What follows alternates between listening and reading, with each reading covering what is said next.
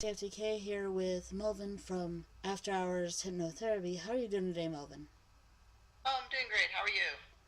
Not too bad, not too bad. Out of curiosity, why did you call it After Hours Hypnotherapy?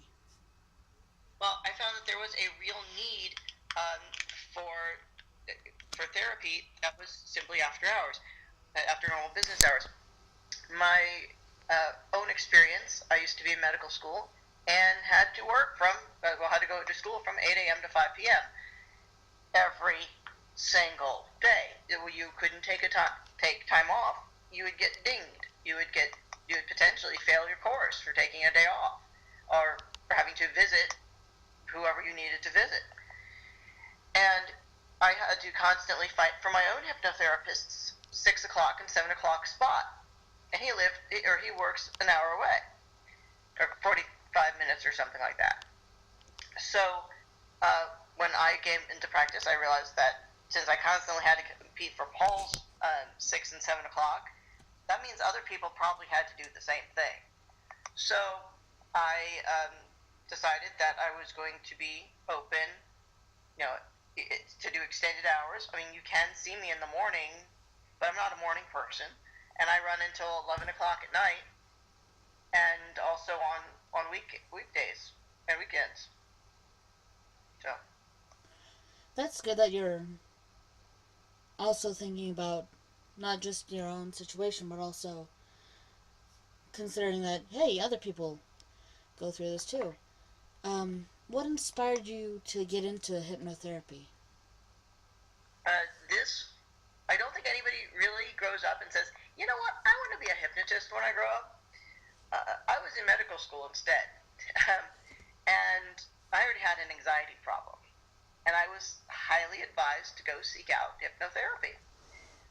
And I didn't like this idea because I thought that was really, really stress. That was going to be more stress than I needed. I didn't need anybody walking through my subconscious, and I also didn't really know a lot about it. So when I had to go on a leave of absence because I ended up sexually assaulted, and basically was failing everything because you can't miss any time in medical school. Um, I went off and actually decided to take some time to just learn what it was because I was at my wit's end. I had failed 8 different anti-anxiety medications, and I learned a little bit more. And I said, okay, well, I'm willing to definitely learn more about this. I'm also willing to experience it. So I found this hypnotherapist, and and we kind of bonded over the fact that I was taking some hypnosis courses, so I actually understood what he was going to do, and he went in and he fixed the anxiety problem. And while I wasn't planning on becoming a hypnotherapist at the time, I just wanted to learn. I had another therapist who said, um, based on your situation in medical school, if this happens again, um, you need to really have a backup plan. And he informed my husband, he didn't tell me first. He informed my husband that he was going to pay for advanced hypnotherapy training for me at the Hypnosis Motivation Institute, which is a nationally accredited college of hypnotherapy. And I looked at that therapist at the time. I couldn't believe that, but it was a really good thing that he did pressure my husband into doing that because I later got accused of raping somebody in medical school, which I'm a female to male transsexual. I literally do not have a penis. And I was like, I can't deal with this stupidity anymore. You guys I cannot rape you. I mean, I'm not even in the same. I was never even in the same room alone with you. And I left and just did hypnotherapy full time.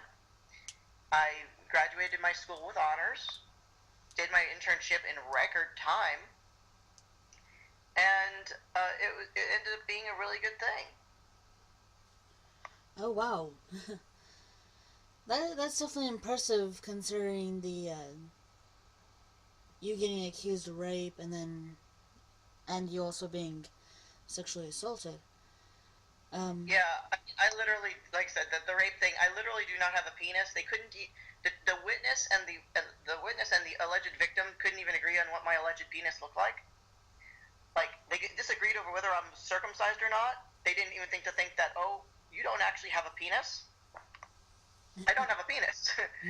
And you would know if I was circumcised or not. First of all, I'm Jewish, so if, I mean, the odds are, yeah. Are there any are there different types of hypnotherapy? It's mostly one thing as a whole that's called hypnotherapy. Hypnotherapy, in and of itself, is simply, um, taking a person, putting them in an altered state of consciousness, a trance, and giving them therapy while they're there. We yeah, now there are different modalities to hypnosis. There are more direct methods and more indirect methods. The school that I teach, or that I the school that I graduated from, teaches a very very direct method. And that works on some people. It doesn't work on everybody. I primarily focus on a different method. So instead of capacity hypnosis, which is what my school teaches, or the school I went to teaches, I actually prefer the Ericksonian methods, which is a very, very indirect method. And I have had like no resistance from clients or anything doing that. And they all seem to really, really enjoy it. Probably because most people don't really like being told what to do. And this is a way of getting them in and not, having to tell them what to do. Yeah. Are there any specific methods uh, in the indirect modulation that you tend to use most often? Well, since I do tend to lean towards the Ericksonian uh, methods, that just means that I'm basically going to be doing a lot of storytelling and metaphors. And that's basically what I do. I have to find some nice ways of knowing what I want them to do,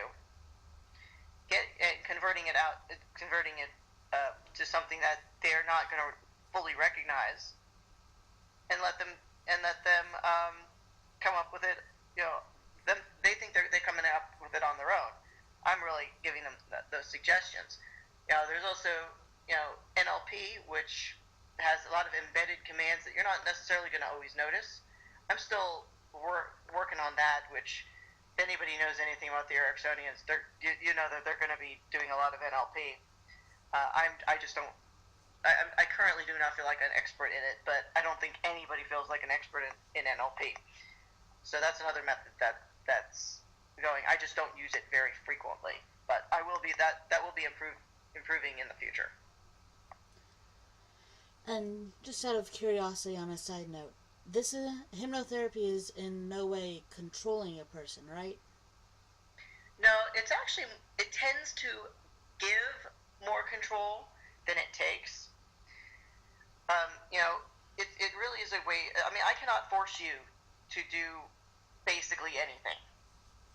Now, I know people are always thinking about stuff like the movies, about how the hypnotist is making them do weird stuff, robbing a bank. Now, as I told this to my clients, now if you want to go rob a bank, you're going to probably do it. I'm probably not going to have any influence on you. But if I put you in this chair, tell you to rob a bank, most likely you're just going to pop up and go, seriously? And you're not going to do it. Because a hypnotist can't make anybody go against their value system. I can't also make you pop up and give me your credit card number. I mean, if you want to give me your credit card number and tell me to charge $1,000 to it, that's cool. But I can't make you do that. But in order to, I'm helping you get more control over whichever issue you have. You have an anxiety problem? I'm teaching you ways to help get control over that anxiety problem. I'm not controlling you in any way. Same thing about weight loss, smoking, whatever. I'm giving you the tools you need to basically help yourself.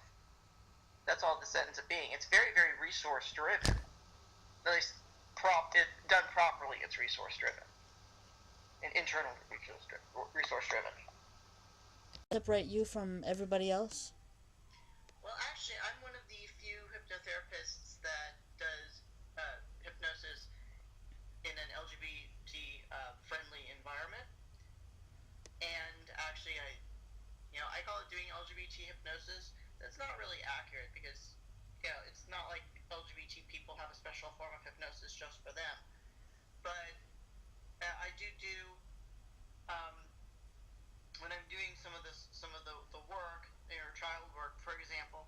I'm one of the only ones, or at least the only one that I'm aware of, as far as I know, in the whole U.S. That might not be accurate, but I know a lot of hypnotherapists, and they say I'm the only one doing it. So I'm going to make the assumption that they're correct. That I will ask the correct questions ahead of time, so that when we go back and say, if let's pretend we're doing inner child work, which is a whole different type of hypnotic tool. We go back, and I'm using the correct terms to not jar the person out of trance. I know. Oh, well, before we do this, okay, you're trans. Okay, well, how would you like me to address your child self? I'm apparently one of the only hypnotists that's actually asking those questions. So I am. That is one of the things that does make me very different.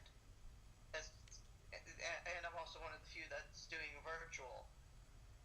Although I do know a lot of my colleagues that are moving towards virtual, they prefer to do things in office. I kind of prefer to do things virtual, but I'm very, very flexible, and I'm, like I said, I'm one of the only ones that specifically is targeting the LGBT community for help. Having being LGBT myself, especially going after the transgender community, of which I'm also a member, because they tend to have very, very high levels of anxiety. That's good that you're thinking of more than just the usual clientele. Um, have you ever encountered any hurdles while uh, performing hypnotherapy? Are you referring to like the client, or are you referring to in general? I'm a gay transsexual Orthodox Jewish person in the South, so I have hurdles up the wazoo. Are you just referring to the clients, or business in general? Business in general and for the clientele. Okay, so all of the above. As I mentioned, I am a gay Orthodox Jewish transsexual who lives in the South, and I have a disability and a mixed race. There is no way I'm not going to have hurdles living where I do. I live in Augusta, Georgia. It is not the most liberal place in the world. It's actually the most conservative place I've ever lived. And I lived in the North Georgia mountains for several months. So just being in existence is a big deal. I've had lots of people that are targeting me to shut me down simply because of one of those other factors. Because lots of people refuse to work with me for being LGBT. It's like, refuse to work for me because I'm Jewish and not Christian. I mean, simply put, there's going to be hurdles everywhere. I'm getting more than I think is normal. Plus, of course, there's a situation of there's another hypnotist that recently moved into town. He's gotten several other hypnotists, because I was not the only hypnotist here.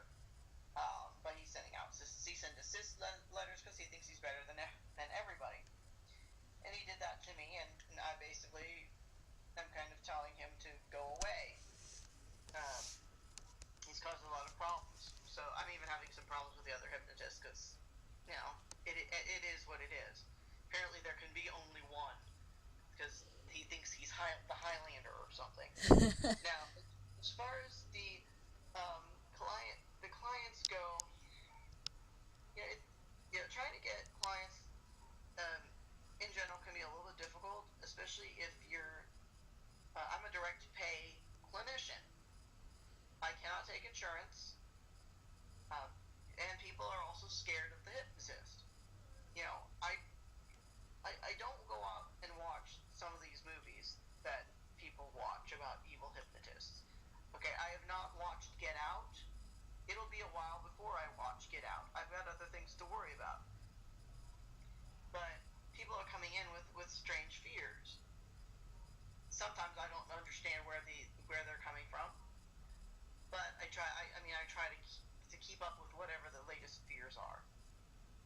Now, I've also had some very, very difficult clients that I've had to dismiss from my practice. But most clients that come in and are paying for their session actually are pretty good. They might be scared, especially the first time, because if you've never been hypnotized before, you don't know what to expect. And I understand that, which is why I have my own YouTube channel.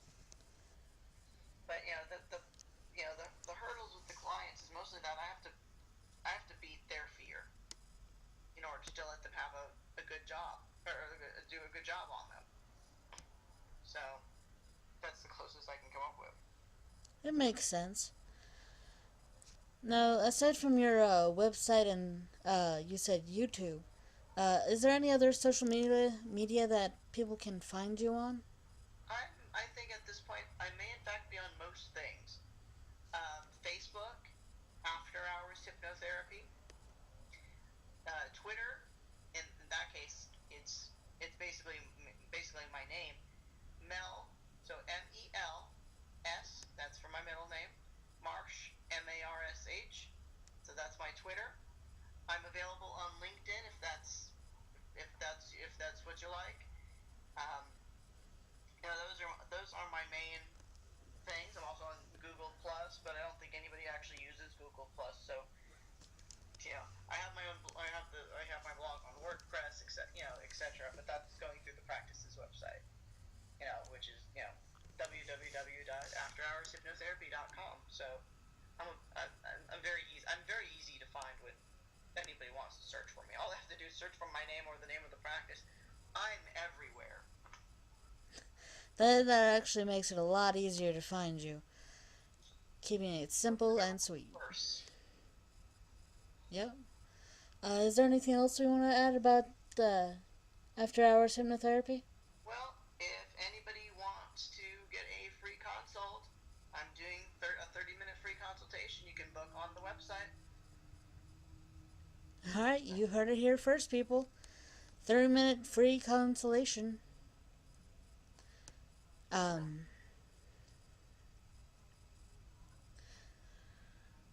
Anyways, I'll see you guys next time, alright? Bye.